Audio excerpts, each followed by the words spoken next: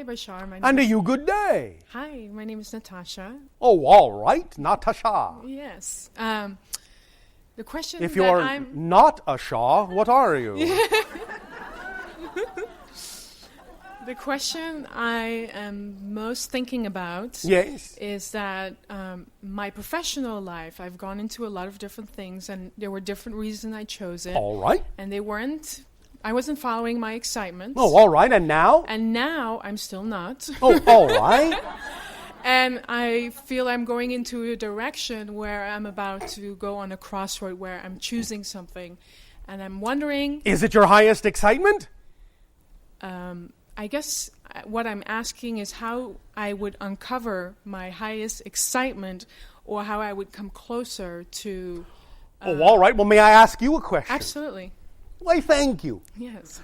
Are you telling me you can't recognize the difference between something that excites you and something that doesn't? No, I can. You can? I can. Then yes. Where's the difficulty? In choosing what? I'll ask you the question again. There's a lot of things that... Oh, no.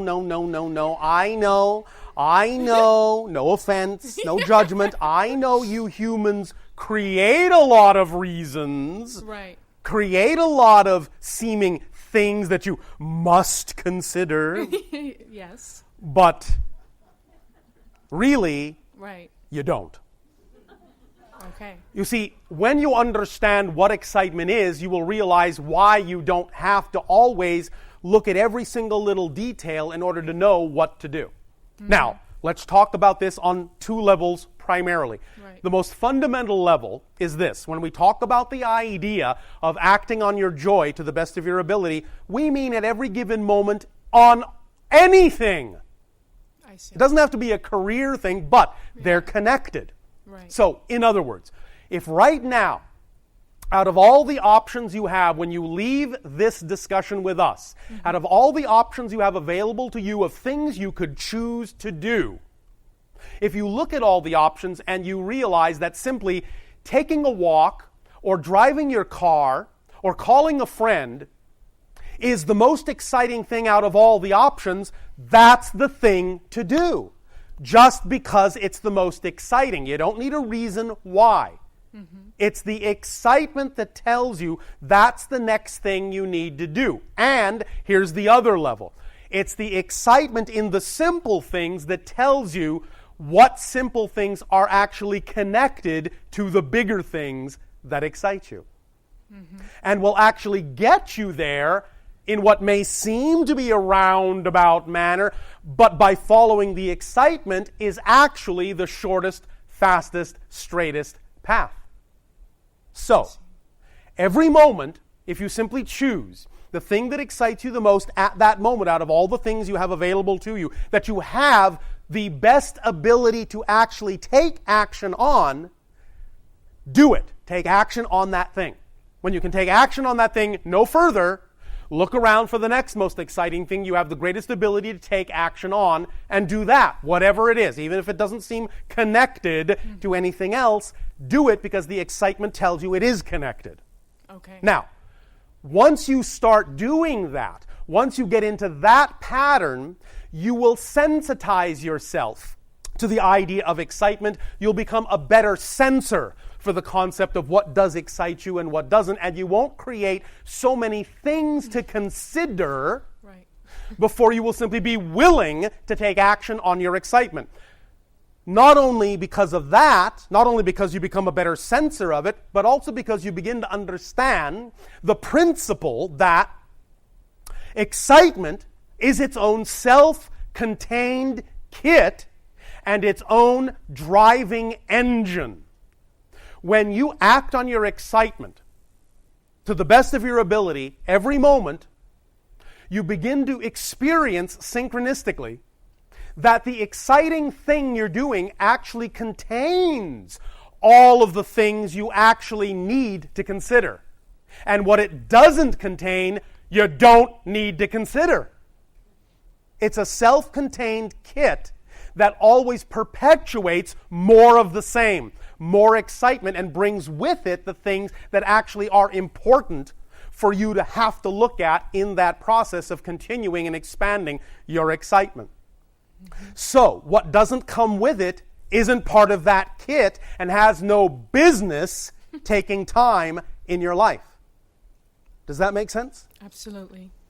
Does this help you? Yes. Do you think you're actually willing to live this way? Yes, I'm actually getting emotional about feeling that. Oh, good. Yes. Then perhaps we have struck a chord. Yes. That's what you want. You want that passion. You want that vibration. You want to understand that excitement, what you translate as that feeling, that love, that passion, is the vibration of your true natural self in the way you are actually created. That's why it's always the beacon to move toward. You're actually moving toward yourself and more and more and more of yourself every time you are willing to take a step toward your excitement by acting on the situation that contains the most of it without cluttering it up with other things that actually are not a part of that excitement. But if those things come up, you don't deny them, you recognize they're there for a reason. And the reason they're there is for you to understand what information they have for you by processing them that will tell you more about who you are, so that in learning more of who you are, you can continue to act more and more and more every day, every moment on more of your excitement. Yeah. Does this make sense to you? Yes. As a process, as an idea, as a mechanism.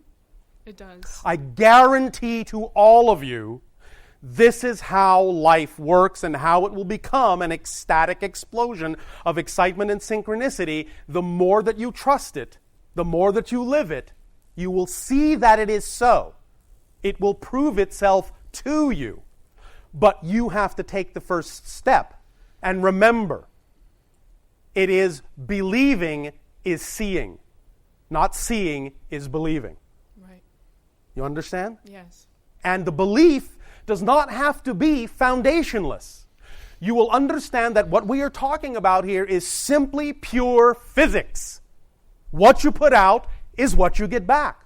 The more you demonstrate in your behavior to the universe that you're willing to believe that what excites you the most is what you're all about by your actions, the more the universe will reflect more of that back to you.